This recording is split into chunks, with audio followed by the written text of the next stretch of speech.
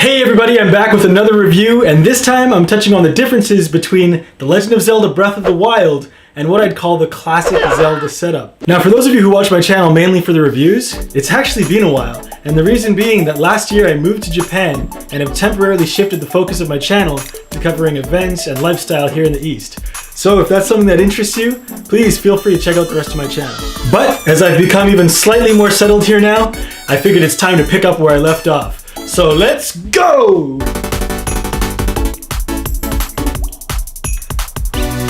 I just want to start off by saying that I actually got to Japan just shortly before the big Switch reveal. It was a time that I was going through some of the biggest changes I've ever met in my entire life. Life for me at that time was moving pretty quick, and I barely had time to take it all in. I was experiencing new culture, food, and language. It was exciting and terrifying. All I wanted to do each day was embrace it, and I wasn't looking back. But then, it happened. I still remember it so well. The trailer for the Nintendo Switch, or what we had all known it up until then as the NX. It looked like it was shaping up to be a technical marvel, and as I watched those people happy as pigs in mud, that's when it hit me. I missed home. For the first time, I really felt separated from what I was used to. And if that sounds weird, let me explain. Nintendo and I have always had a good relationship. It all started when I was a kid playing on my family's Super Nintendo. Then, as I got older, I began experiencing games that were different than just the ones that my older siblings were playing. I began to seek out new adventures and challenge myself. Then high school came around and I was old enough to wait outside of retail stores for Nintendo's newest hardware when they would have midnight launches. The excitement of a new Nintendo game became something I really enjoyed. So much so that when I opened my own business in video production a few years down the line, I actually worked with Nintendo of Canada on a number of occasions to create videos to capture that excitement and share it with the masses. Now, flash forward to winter 2016, where I'm in Japan and witnessing this new announcement trailer settled somewhere in Japan's mountainous countryside. Yeah, I missed my friends and family to share the excitement with. I even considered flying to New York just to cover the launch at Nintendo World Store for my YouTube channel. But alas, I made the decision to move to Japan, and dagnabbit, I was going to stick with my goals. So I decided to buy a Nintendo Switch, along with a copy of Breath of the Wild, and holy cow was that ever the right decision.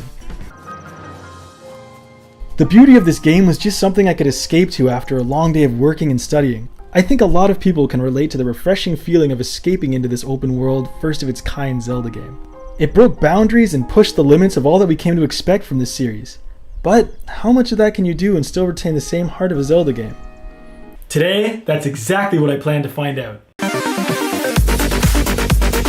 I'm going to be comparing Breath of the Wild to Twilight Princess HD today, as I feel like that game was a good, solid entry in the series, with a lot of things that make classic Zelda what it is. And, well, I got a review copy of this game back when it first came out, and I still haven't done anything with it. But anyways, let's go. Breath of the Wild is the Zelda game that the universe never really knew it needed. But after getting a game like this, it's revolutionized the series forever. The story in this game comes completely from personal development of the player. Believe me when I say this game starts off rough. You'll basically be thrown into the wild with very limited knowledge on how to survive, and as you slowly start to progress through the open-ended story missions, you almost don't even realize your character bulking up. We've almost been trained as Zelda players to not feel a sense of progression unless we're getting some new game-changing weapons every so often. But in this game, they give you all of those weapons right off the bat. You're left with your wits and ability to understand the world and enemies around you to slowly get better and stronger. In the classical Zelda format, we go from dungeon to dungeon in a structured path, trying to achieve certain goals and only really progressing once we do. The reward is a noticeable and satisfying accomplishment as we gain new items and access to new areas by using said terms. So, basically the classic Zelda formula: clear, concise, and exactly what we've come to expect.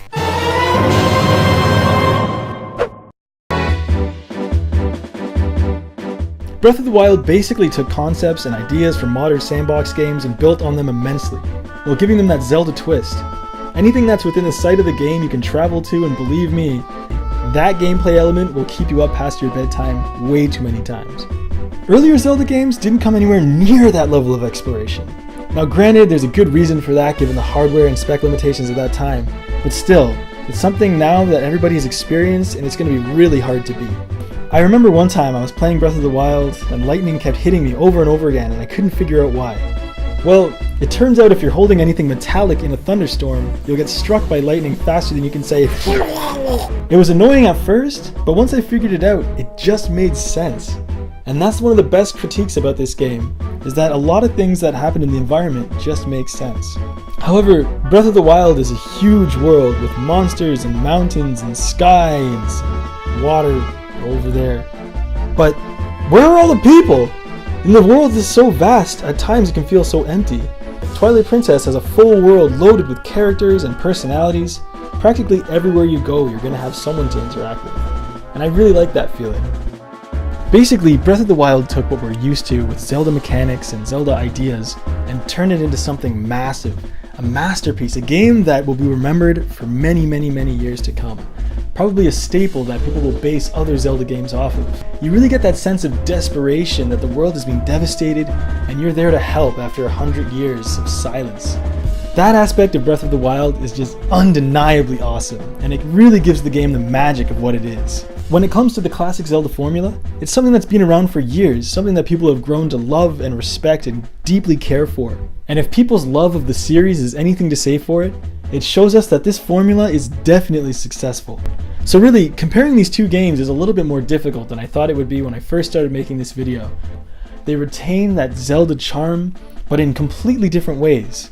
Making this video and going back to Twilight Princess just reminded me of all the joys that I had from that classic structure. Getting this dungeon complete, moving on to the next one, getting this item, becoming more powerful.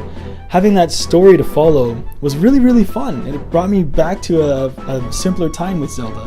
Whereas Breath of the Wild, you have the freedom to explore and make your own decisions and make your own adventure with Link. So, it's up to your discretion, but I'd like to hear what you think. What formula do you think works better? And which Zelda games do you prefer more? This game really touched me on a personal level. Much like Link, I was in a new place, lost, confused, scared, wondering what I was going to do here. And much like the progression of Breath of the Wild, I took the small challenges first, climbed the small mountains, did the small tasks, and now I can look back on this journey as something to be proud of. That's all for today, but thank you so much for watching, and look out for my Q&A video coming soon. See ya!